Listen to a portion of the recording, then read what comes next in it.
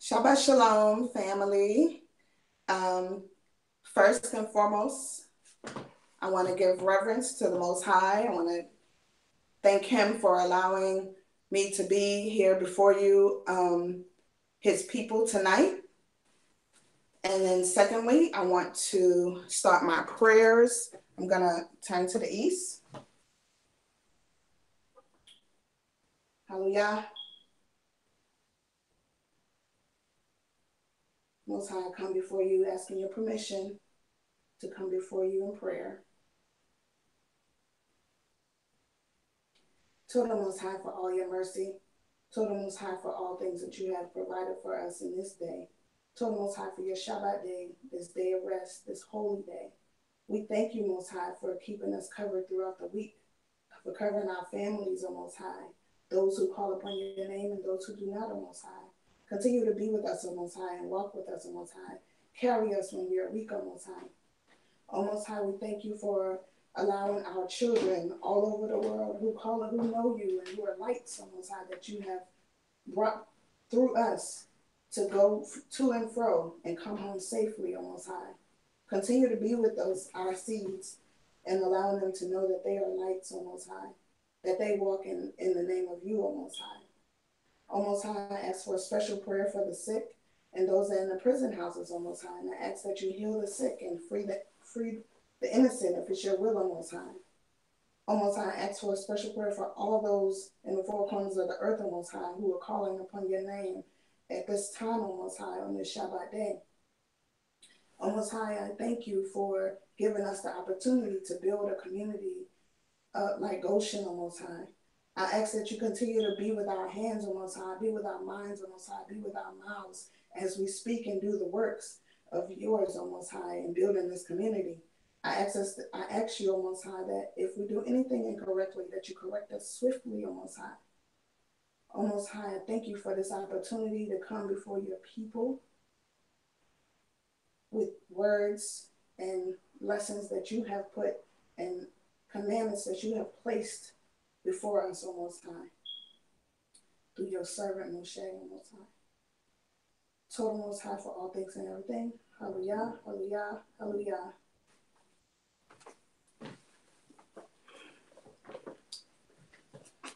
Okay, so now we're going to read Psalms 92.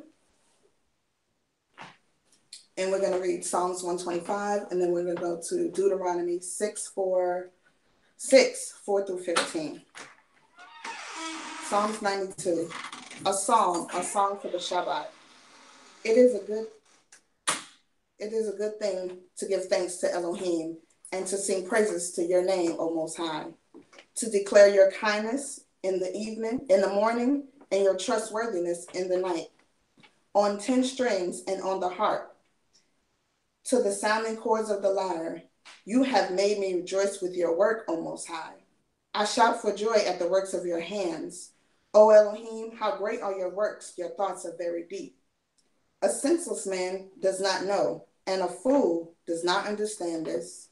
When the wicked spring up like grass, and all the workers of wickedness blossom, it is for them to be destroyed forever. But you, Elohim, are on high forever.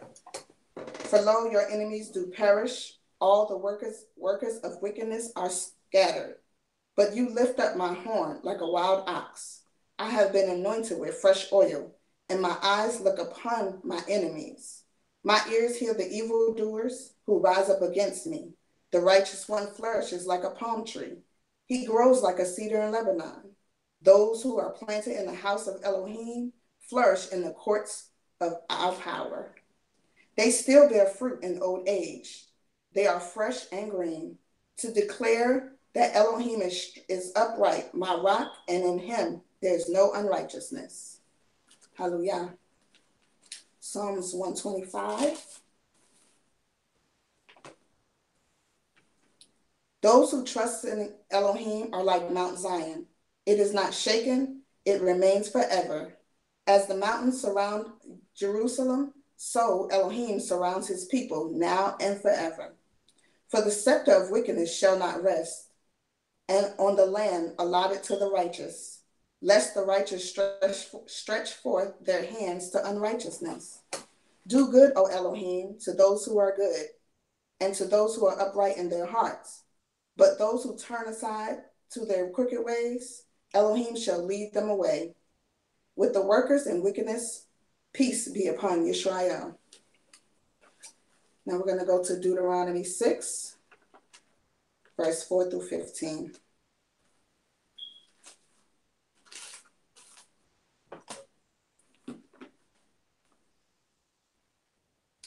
Hear, O Yisrael, our power, Elohim is one. And you shall love Adonai your power with all your heart, and with all your being, and with all your might. And these words which I am commanding you today shall be in your heart. And you shall impress them upon your children, and shall speak of them when you sit in your house, when you walk by the way, and when you lie down, and when you rise up. And shall bind them as a sign on your hand, and they shall be as frontlets between your eyes. And you shall write them upon the doorposts of your house and on your gates. And it shall be, when Elohim your power brings you into the land of which he swore to your fathers, to Abraham, to Yitzchak, and to Yaakov, to give you great and goodly cities which you did not build, and houses filled with all kinds of goods which you did not fill, and wells dug which you did not dig, vineyards and olive trees which you did not plant, and you shall eat and be satisfied. Be on guard lest you forget Elohim who brought you out of the land of Mitzrayim, from the house of bondage. Revere Elohim your power, and serve him, and swear by his name and his name alone. Do not go after other mighty ones, the mighty ones of the people who are all around you. For Elohim is your jealous power in your midst, lest the displeasure of Elohim your power burn against you, then he shall destroy you from the face of the earth. Hallelujah.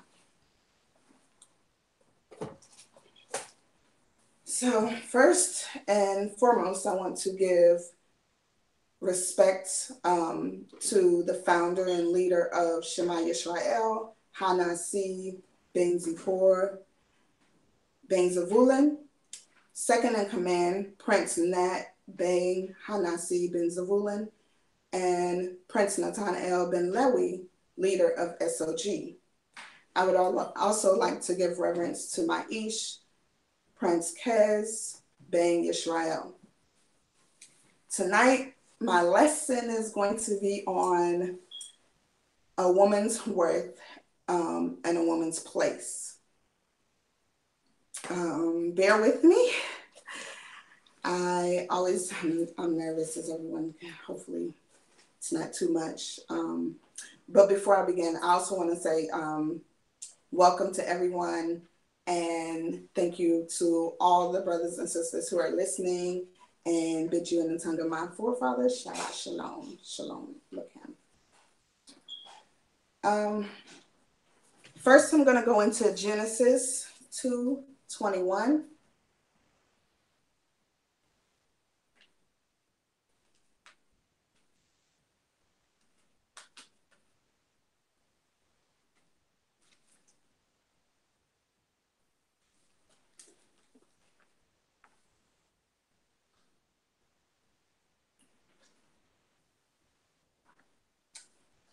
Elohim caused a deep sleep to fall on the man, and he slept, and he took one of his ribs and closed up the flesh in its place.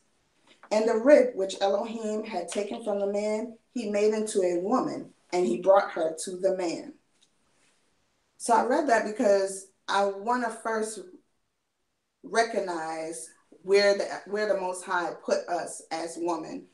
He brought us from man, and then he took us to the man, basically letting the man know that this is yours, and letting us know that we are part of him. We belong to him. We came from him.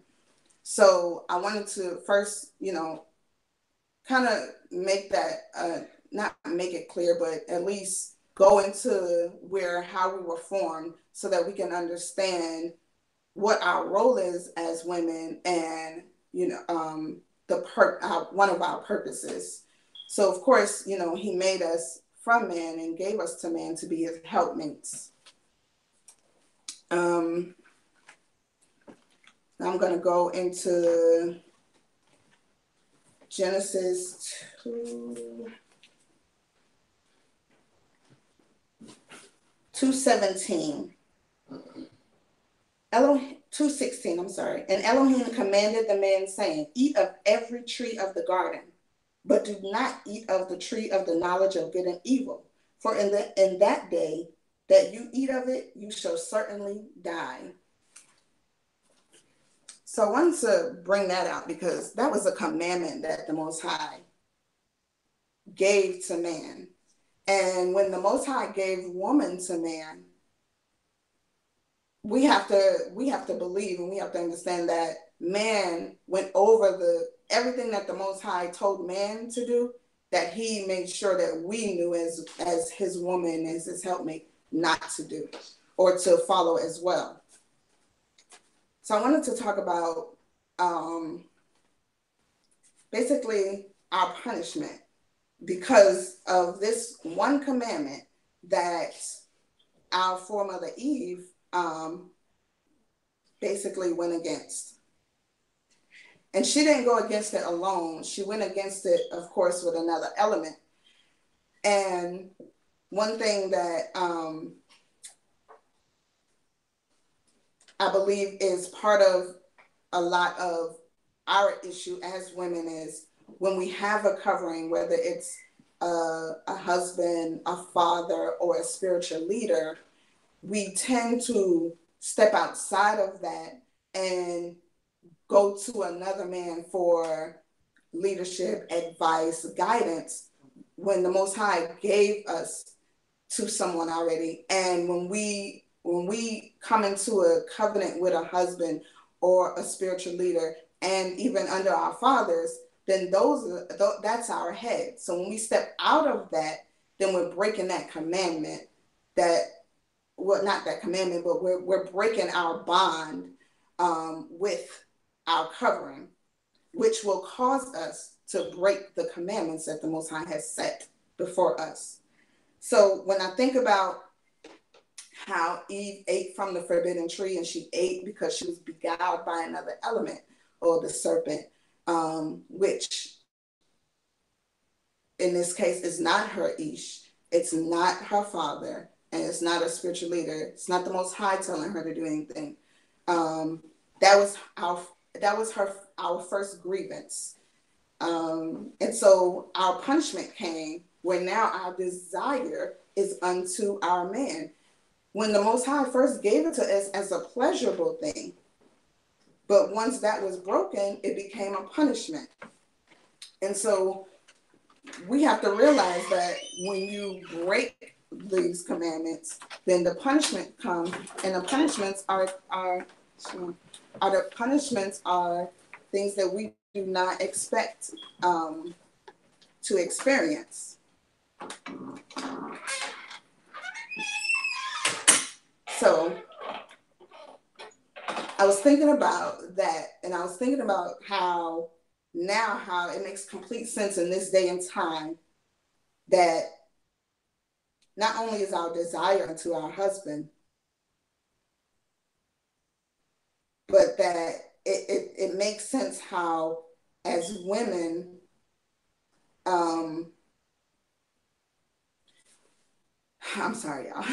So basically, when you when you go against a punishment and you continuously break that punishment, the Most High has already told you this is where your desire is supposed to be. But when we continuously step out of that element, out of that guarded space, because it's a guarded space. When you have a husband, a father, or a spiritual leader covering you, that's a guarded space.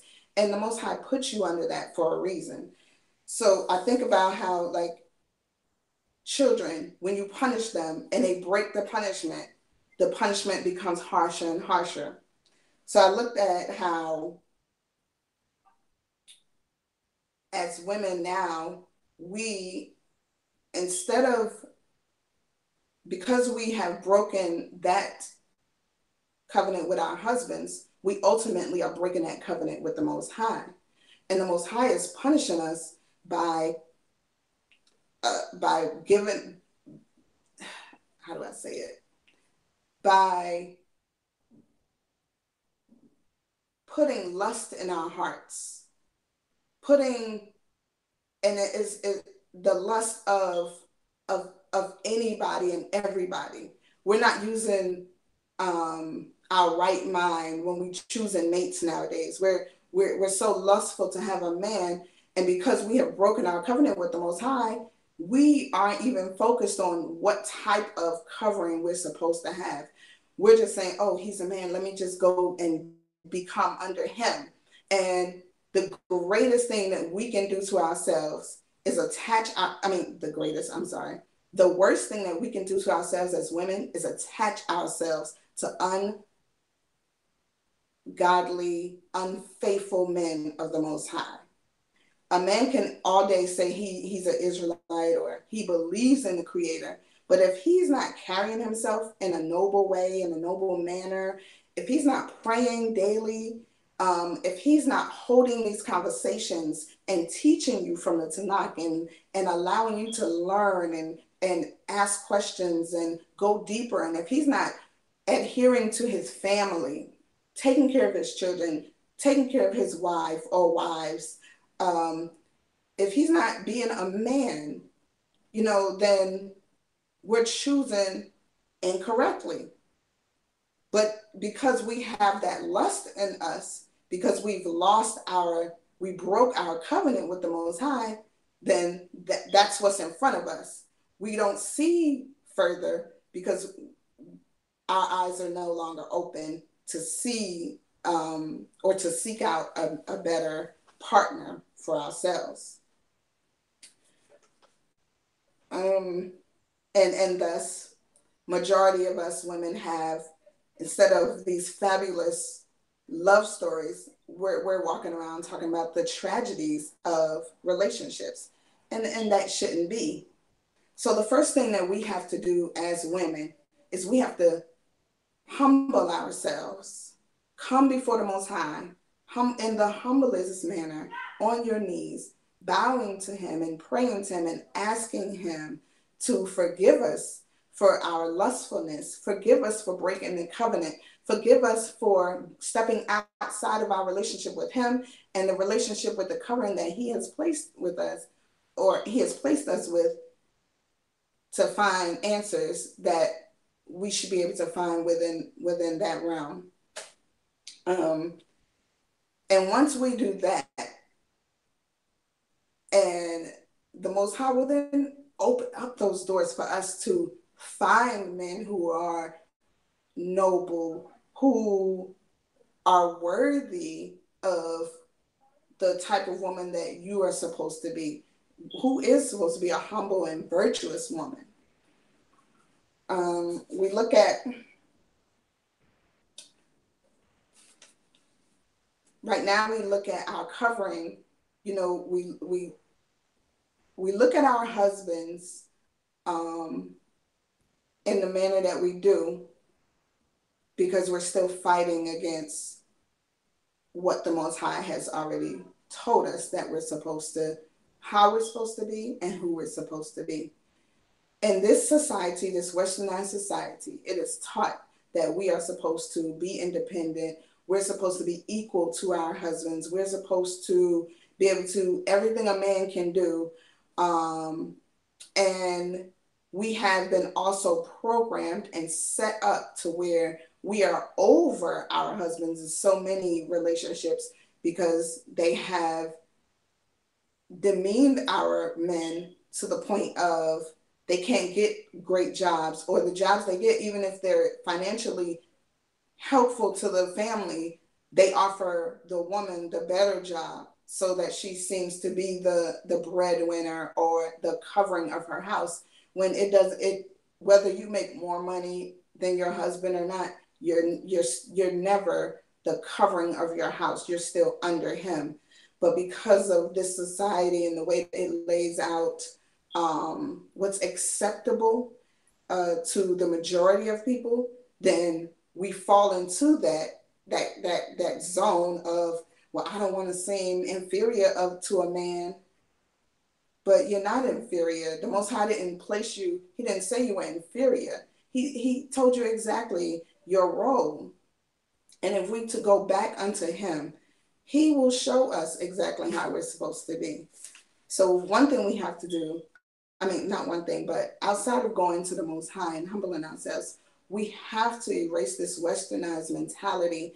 We have to teach our daughters that what they see on TV, those women, and that concept of husband and wife is not what the Most High has set before us and has placed before us in the Tanakh.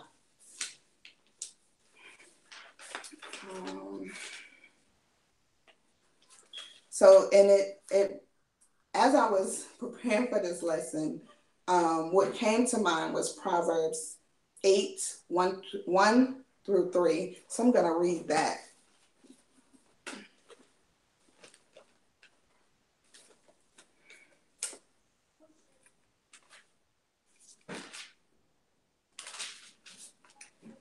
Sorry, my reader is not here tonight. Proverbs 8:1 through 3. Hallelujah. Does not wisdom call and understanding lift up her voice? On the top of the heights along the way, between the paths she has taken her stand, beside the gates leading to the city and the entrances she shouts. So actually I read the whole Proverbs 8 when it came to my mind, but I didn't want to read the whole thing tonight. But I wanted to stop there because wisdom does call out, but we don't hear wisdom because our ears are clogged up with so much of everything else. We're so focused on everything else around us that we're not centering ourselves so that we can hear wisdom call out to us, so that we can hear the Most High saying to us, wake up, daughter of Zion, wake up, son, pay attention to what you're doing, make better choices. If we understand wisdom was here before woman and man, so that means wisdom is inside of us. But when we are cluttered with so much with everything else, then we don't hear the wisdom. So wisdom is calling out. And when wisdom calls out, once you set yourself back up in the right manner with the Most High, and once you come back under your covering properly and with true faithfulness, then you'll start to hear wisdom call out. As sisters, I position us in a lot of ways, especially sisters in the Tanakh, with wisdom. A lot of the stories and the history, rather, that I read, it shows that wisdom was with us. It shows that wisdom was with us because we were with the Most High. We chose him first and foremost. So I just want to say that, for centuries, sisters, we have been calling out. We have been the ones we have been our husband's right hand, as wisdom is the Most High's right hand. We have been the ones at the gates, at the entrances and at the exits, giving the word to the people, calling out, letting them know who we are, letting them know what is happening. There's a reason why they say at the gates. That's where people come in and out. It's important when people coming into your city and when they're leaving that they're getting the right words, that what's being said and who's presenting it is virtuous and righteous. So we have to represent that. When people come into our house, it's the same thing. This is our gates right now. When they come into our house, as a woman, your place is to be that welcoming face, that warmth, that love. And when they leave, they need to leave with that same greeting of welcoming so that they know that they can come back. And part of our our role is when they come in to teach them, because every city is different, every household is different. But when teaching them, we're teaching them with love and we're teaching them with patience.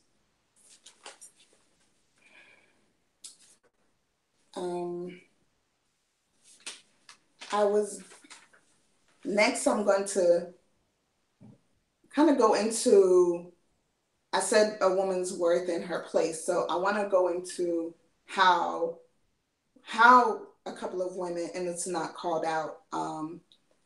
And the first I want to talk about are the daughters of Zelophehad. Sorry, I'm looking at my notes. And we're going to go to Numbers 27. Well, first we'll go to Numbers 26, 33 to read who the daughters of Zelophehad were.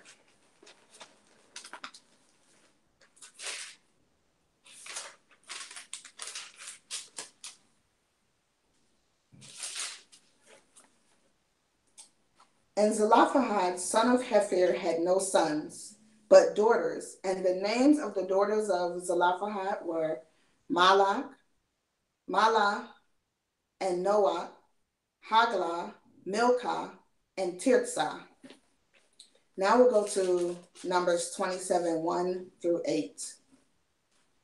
Then came the daughters of Zelophehad, son of Hepher, son of Gilad, son of Machir, son of Manasseh, from the clans of Manasseh, son of Joseph.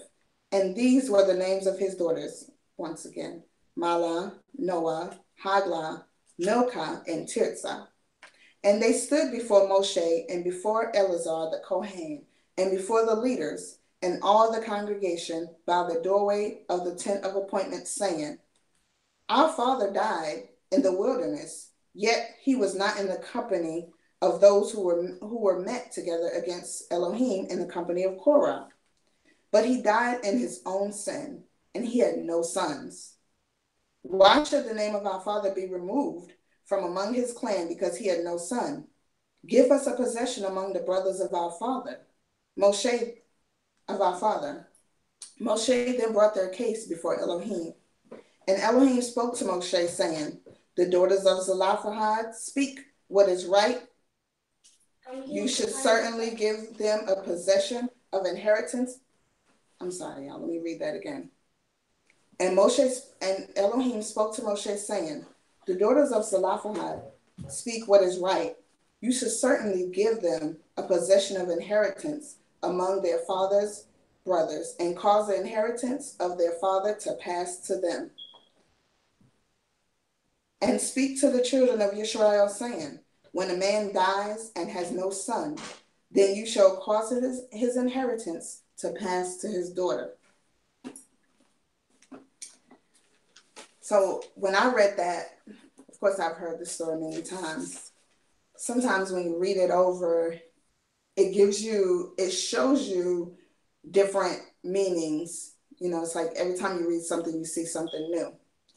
And as I was reading that, I realized that the daughters of Zelophehad set a precedence on that day. They called out. Wisdom was in them, and they called out. And they didn't call out disrespectfully. They went humbly to Moshe and Eleazar, Kohen and Eleazar. They went humbly to those leaders, and they spoke to them in a manner that they would hear them. And Moshe didn't take it upon himself to make the decision. He went to the Most High. So that even shows them even more importance of how their precedence was really helped women, daughters, for the future. So, and basically the Most High came down with a command that when the father passes, if there's no sons, that the daughters would inherit the land. That's so important, because obviously before this, we don't know what happened prior. I don't recall a story of anything happening prior, but we know that the daughters of Zelophehad didn't want to be left out. And we know that because of them, the Most High gave a commandment of what should be done with the inheritance of a man when he does not have a son, and he has daughters. So it shows that as women, there's worth to us. That's part of your inheritance, is part of your worth.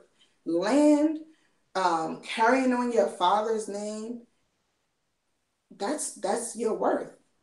And you have, and because their father passed, they didn't carry on their father's name in vain or in negativity, and they didn't go out embarrassing their father's name. They went out in dignity, and they were diligent in what they desired.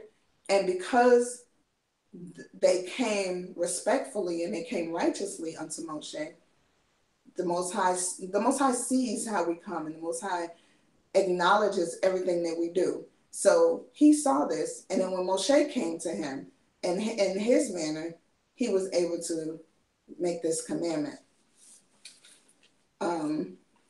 So I just want to remind us that when wisdom calls out, and when we're walking in the right path, then we'll be heard, and we'll be heard in the manner that is righteous. I also want to point out, we can go to Numbers 36, 1 through 3. Still dealing with the daughters of Zelophehad.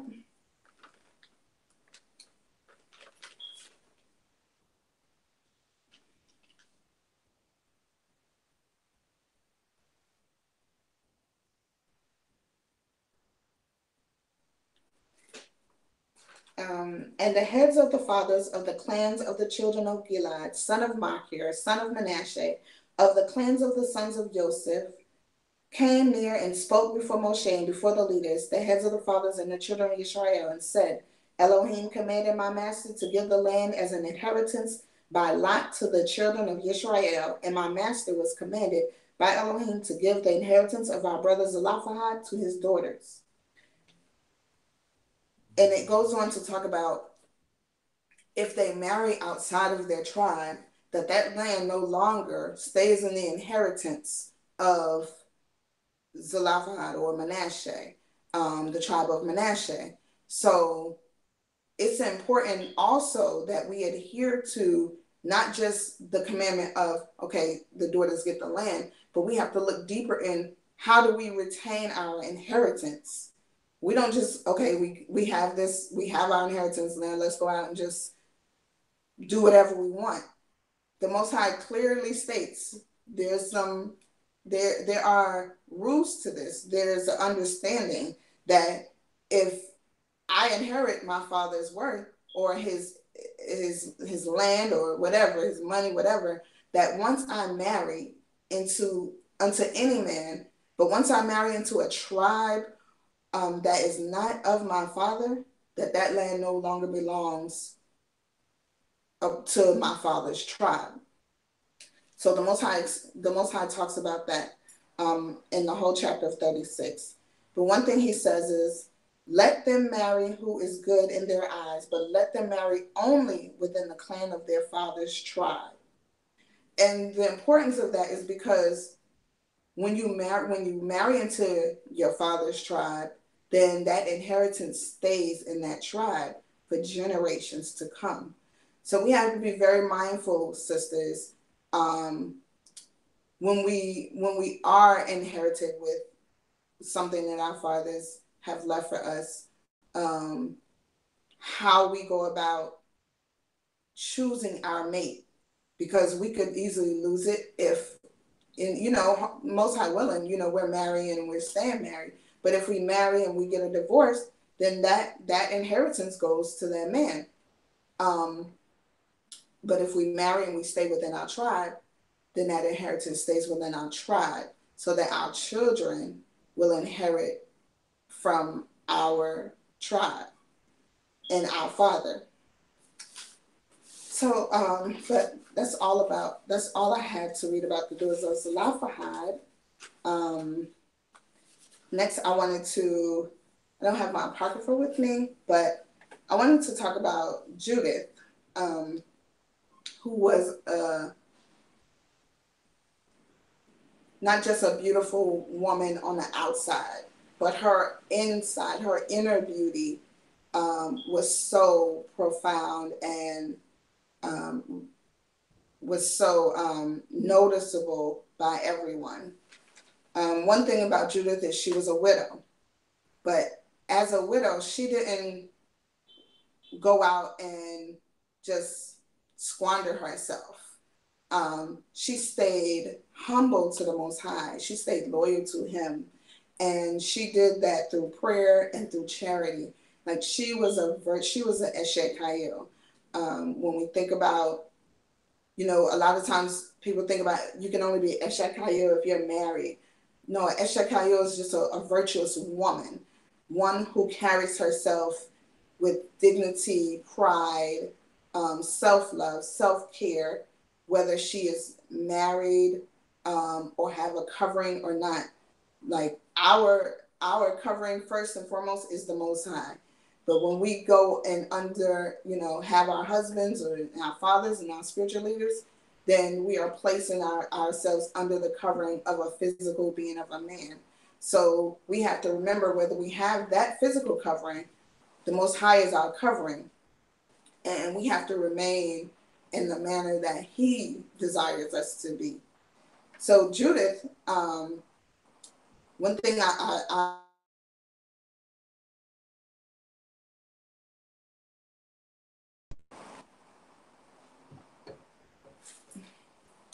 I'm sorry, I had a call.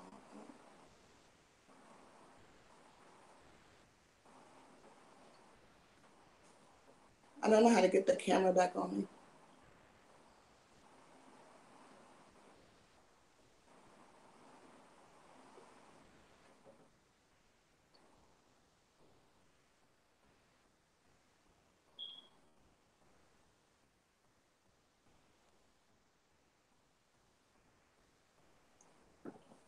I'm sorry. I'll just continue talking. But one thing I admired about Judith was that when Uzziah, basically told the brothers basically that they were given the Most High, basically setting limits on the Most High, Judith basically stood up and stood firm in her understanding. I'm sorry, everyone.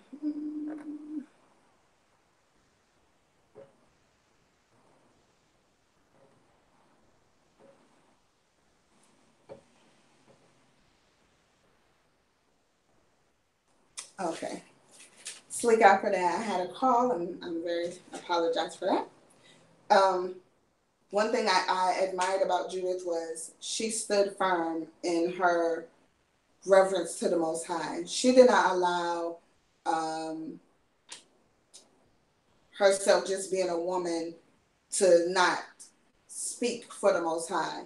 And the first thing she said was, do we have little faith? Like, how can we put a limit, or how can we put a timetable or a timestamp on when the Most High shall answer us? Like, we should have ultimate faith that whenever He answers, then it's right on time.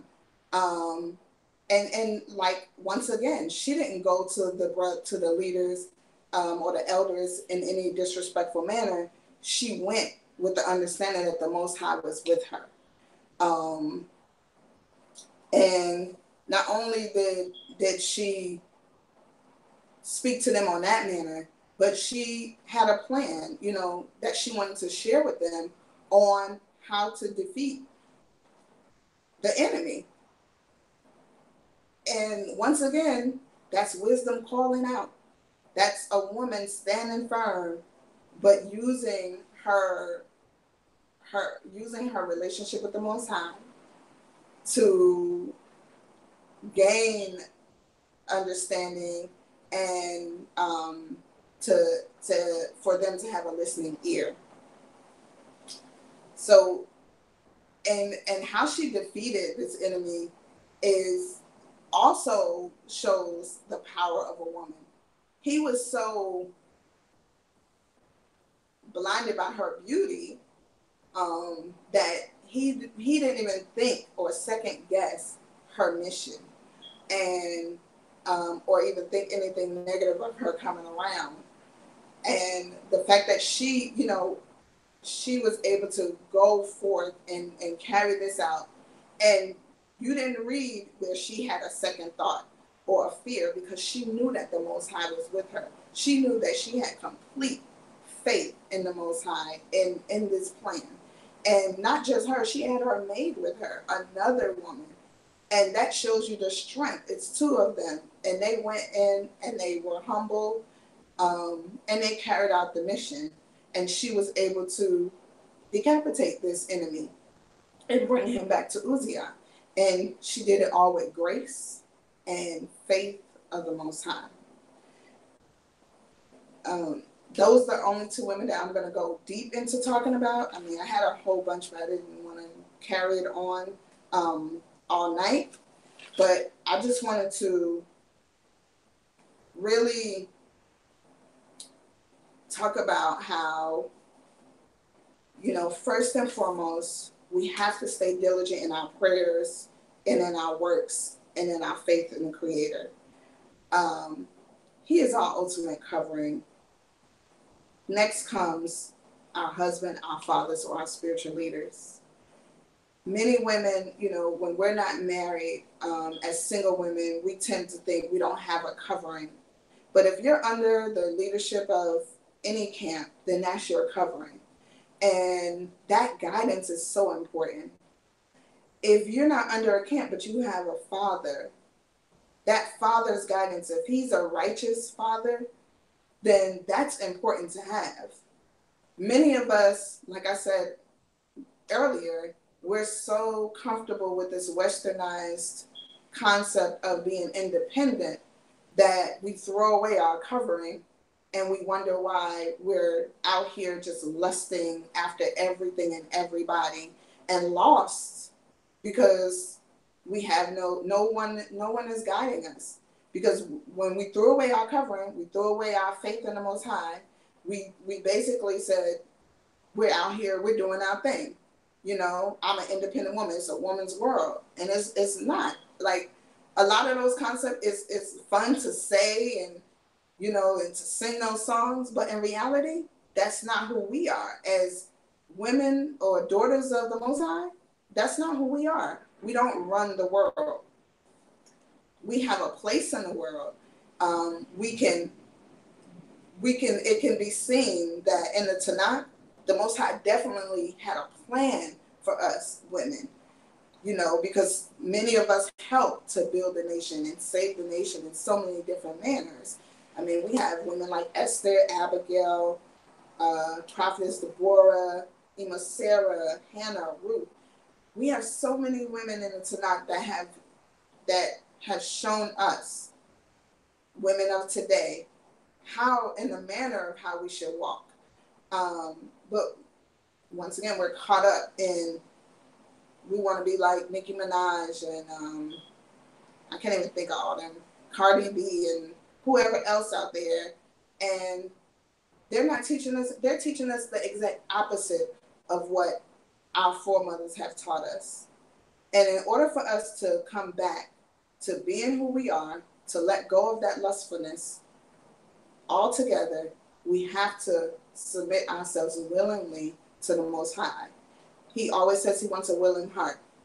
So I'm not saying if you're not completely ready to submit yourself, start at some point to just start reading and embracing our heritage as women, understanding that the power that is within us is not a power to demean our husbands or any males in our presence, our leaders and our fathers.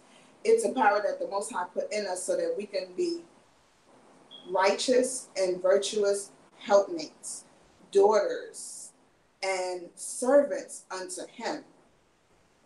And we can only do that by humbling ourselves to the Most High altogether. I have a lot more to say, but I'm going to pretty much close out. And I just want our sisters, most importantly, to start to recognize who we are, embracing it with humbleness, and just accepting that even though we look at, well, it is a punishment, we need to not look at it as such a punishment in a way that we want to rebel against it. That punishment was given to us as a correction because we were wrong. We went outside of our covering and we totally disobeyed the Most High and disobeyed our husband. So that punishment is not something that we look at and be like, oh my God, I just want to go out and go against everything. No, it's a correction. And that correction, it's obviously we're still needing it because we still talk about it. It's still reiterated. Most Shabbats, it's talked about of that correction and our desire unto our husband. So if we look at it as a correction and we start to correct ourselves, then it won't feel like a harshness. It'll start to become a pleasure to have a desire to your husband, which is what the Most High intended for in the beginning when he took us from the man's rib and he gave us unto man. It wasn't in a punishable manner. I want to thank everyone once again for having a listening ear. Excuse me for the interruption that took place earlier, and I'm going to do my tefillah and before we close out. Hallelujah. Once again, Most High, I come before you asking your permission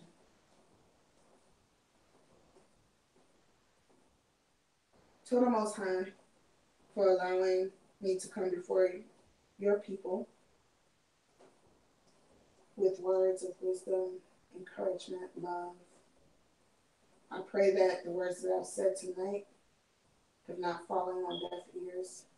I pray that I have not offended anyone and that I've caused an upliftment in us as women and also an upliftment in men to start to encourage women to be who we're supposed to be. Most High, I ask that you continue to be with all of us on Most High, the four corners of the earth. I ask that you be with all of us who are calling on your name this evening on Most High as we bring in the Shabbat together as a family, or even if we're a single person on Most High. Be with all of us on Most High. Lift up our hearts on Most High that we may sing and have joy for this holy day on Most High.